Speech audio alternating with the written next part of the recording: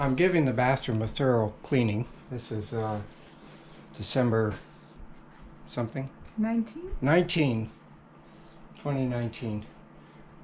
There were already some issues with this bathroom, like this magnetic closing strip was installed backwards, so the shower leaked all the time.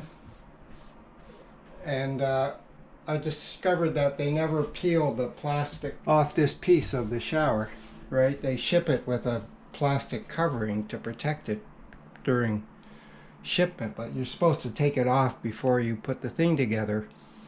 Well, now they've caulked these joints, are full of caulking, and if I rip that off, it's going to pull the caulking out of these joints again.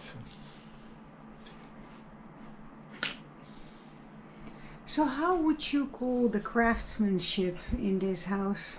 I would say mediocre. Just, who knows what happened,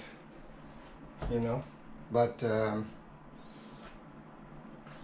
anyway, I don't really want to pull the caulking out, so I'm just going to carefully cut the plastic out with a sharp knife and hope for the best.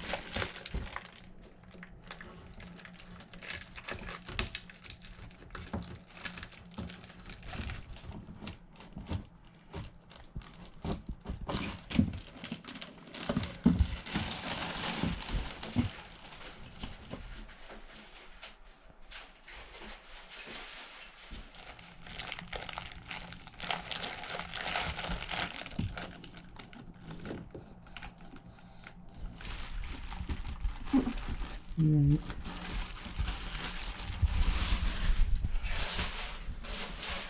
That wasn't too bad. Oh, it's clean. I don't even have to clean it. Bonus. It's already clean.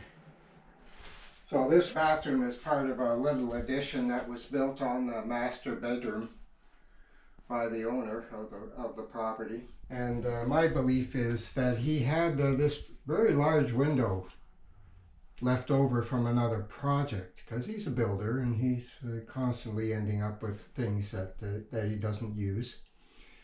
And he came up with the idea of installing this huge window in this tiny room, which gives you a lovely view out, and also for people that are mowing the lawn or blowing snow or all these other reasons why people are on your property, a lovely view into the bathroom.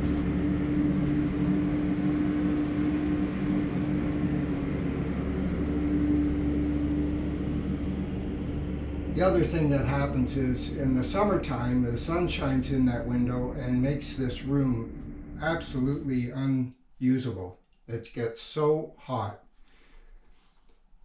And there's no ventilation. There's a fan in the ceiling fan, yes, run by electricity, of course, but there's no opening windows. So there's no way of getting even a breeze in the summer. And in the winter, you have the opposite problem, because there's so much glass and glazing in this tiny room. You have tremendous amount of heat loss during the day and on cold days.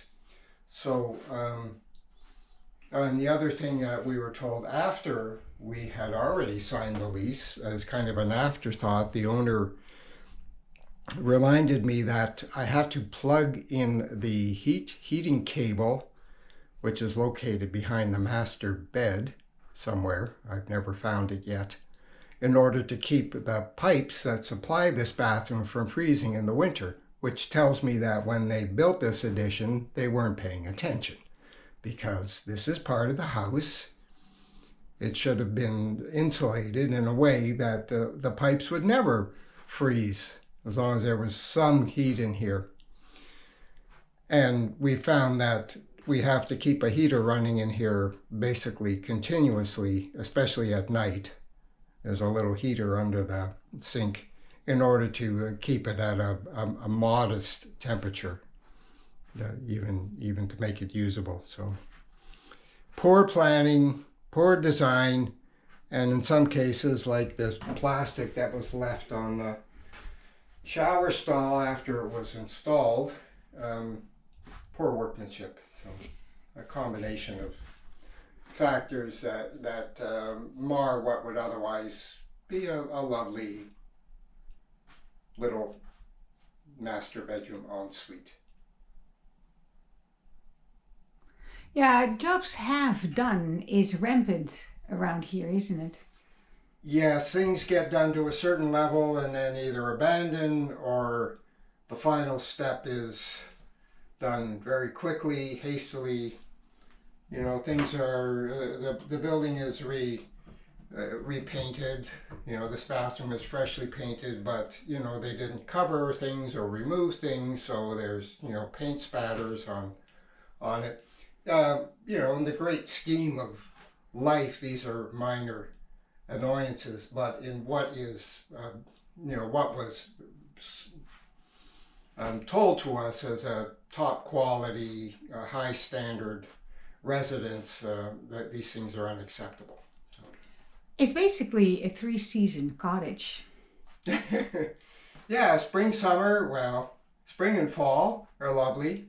Summer is difficult because you have to manage the sun in the house, meaning closing shades at the right time of day, opening the house at night to allow cross ventilation to minimize air conditioning use. And again, this bathroom in the summer and in the winter. So it's a 2-season house in some respects. You know, it's lovely, but you know, we give it a C, grade C. Yes, it's a pass, but just a pass.